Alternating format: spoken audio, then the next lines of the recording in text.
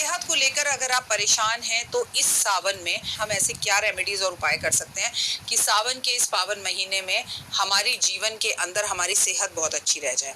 अगर आपके घर में कोई बच्चा बीमार है और वो बार बार बीमार रहता है, उसकी तबीयत खराब रहती है, तो सावन के महीने में पड़ने वाले हर सोमवार और शुक्रवार वाले दिन आप अपने बच्चे को गाय के दूध से नहलाना शुरू कीजिए, चाहे उसकी उम्र कितनी भी बड़ी क्यों ना हो। मतलब सिर्फ इतना सा दूध उसके नहाने के पानी की बाल्टी के अंदर मिक्स करवा दिया जाए और आप ये सावन के सोमवार और शुक्रवार करें तो आपके बच्चे की दवाइयाँ थोड़ी कम होने लगेंगी। दवाइयों में आप महसूस करेंगी कि दवाइयों का जो खर्चा है वो दिन पे दिन कम होता चला जा रहा है और बच्चे की सेहत ज़्यादा बेहतर होती जा रही है।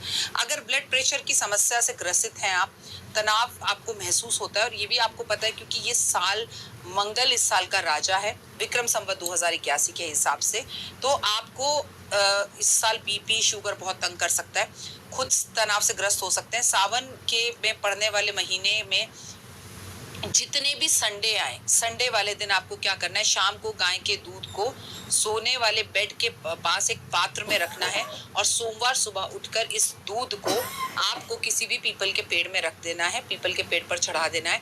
आपकी सेहत में जबरदस्त वाला सुधार आएगा और आपकी बीमारी दूर हो जाएगी। और खासकर ब्लड प्रेशर और बीपी या तनाव जिनको है उन्हें करें। इतना छोटा सा पात्र ले ले, हमें कोई बहुत ज़्यादा दूध नहीं चाहिए, ये बात ध्यान में रखिएगा। यदि आपको बुखार से पीड़ित हैं और आपको रोज शाम के टाइम पे बुखार हो जाता है, सुबह के टाइम पे बुखार हो जाता है, आपका हमेशा टेम्परेचर थोड़ा रहता ही है और सावन के महीने में सोमवार और शुक्रवार वाले दिन किसी प्रसिद्ध शिव मंदिर में जाकर जरूरतमंद लोगों को भोजन और वस्त्र करवाइए। केवल सावन में आपका बुखार परमानेंटली ठीक हो जाएगा और आपको निजात मिलेगी। अगर आपके शरीर में अनगिनत बीमारियां हैं, सावन के महीने में पड़ने वाले किसी भी सोमवार वाले दिन आप कुशा का रस भगवान शिव का अभिषेक करें या कुशा भगवान शिव पर अर्पण करें। जितने भी सावन के सोमवार पड़े आपकी बीमारी कम होनी शुरू हो जाएगी। थोड़ा सा आटा गूंद कर उससे का एक पेड़ा बना ले, एक लोटे में जल भर ले। अब उस लोई को, जो आटे की आपने लोई बनाई, आटा गूंद कर जो आपने आटे का पेड़ा बनाया है, उस लोटे में जल भरकर उसके अंदर डाल दें और रोगी के ऊपर से 3 बार या 7 बार इसे एंटी क्लॉकवाइज घुमाएं और किसी भी पीपल के पेड़ पर जाकर आटे के साथ इस जल को अर्पण कर दीजिए। उसकी तबीयत में काफ़ी सुधार होता हुआ आपको नजर आएगा। यदि कोई व्यक्ति अपने घर में लंबे समय से बीमार है और उसकी बीमारी ठीक ही नहीं हो पा रही और उसके बाद डॉक्टर एक ही बात कह रहे हैं कि इस व्यक्ति को कोई रोग नहीं है, इसकी रिपोर्ट्स बिल्कुल ठीक आती हैं, नॉर्मल आती हैं, तो एक बात हमेशा ध्यान दीजिए कि आपके घर का कोई वास्तु खराब है। इस सावन में अपने घर का वास्तु ज़रूर करवा लीजिए, तो आपको काफ़ी रोग से निजात मिलेगा। और कई बार हमारे घर का वास्तु बिल्कुल सही होता है लेकिन हमारा सर रखकर सोने की जो दिशा होती है वो गलत होती है। हम अगर दक्षिण की तरफ सर कर कर सोएं तो हम अपने आप को बहुत सारे रोग और बीमारियों से बचा सकते हैं। इसके अलावा घर के मुख्य दरवाजे के सामने यदि कोई बड़ा सा गड्ढा है, यदि कोई बहुत बड़ा सा लंबा चौड़ा पेड़ है, तो पेड़ कटवाने की सलाह मैं कभी नहीं दूंगी। पेड़ की छटाई करवाते रहिए, उसकी पत्तियां घर को ना छुपाएं। और दूसरा, अगर कोई बहुत बड़ा सा गड्ढा है तो मेरी सलाह आपको यह है कि उस गड्ढे को आप भरवा दें, इससे भी आपको रोग में निजात मिलेगा। मरीज के कमरे में कुछ हफ्ते तक एक काले रंग की मोमबत्ती जलाएं और वो मोमबत्ती कैंची वाली मोमबत्ती हो, जो आपको हमारी असिस्टेंट पूजा और अन्नू के पास मिल जाएगी। आप चाहें तो ये मोमबत्ती देख भी सकते हैं, आप चाहें तो इस मोमबत्ती का ऑर्डर भी कर सकते हैं, आप चाहें तो इसकी फ़ोटो भी मंगा सकते हैं। कुछ ही दिन में ऐसे व्यक्ति का रोग समाप्त होने लगेगा। अगर घर के सामने किसी भी प्रकार का आपको कोई ऐसा बिजली का खंभा दिखाई देता है तो उस घर का सारा पैसा बीमारियों में ही जाता है। बिजली विभाग से बात कर उस बिजली के खंभे को वहाँ से हटाने की कोशिश करें, या आप एक काम और कर सकते हैं कि उस बिजली के खंभे और अपने घर के बीच में एक आर्टिफिशियल दीवार लगा दें, पर्दा लगा दें या विंडशैप लगा दें।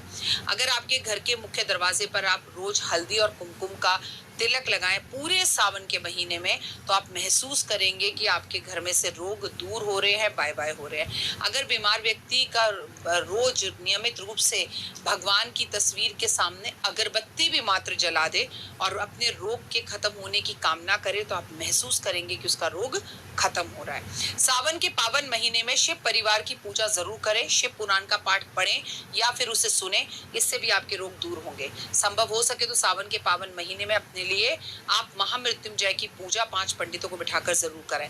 वहीं अगर आपके घर दक्षिण की तरफ है आपके घर का मुख्य दरवाजा, तो हनुमान जी का चित्र वहां पर पंचमुखी जरूर लगाएं, हनुमान जी की पूजा आराधना अर्चना जरूर करें।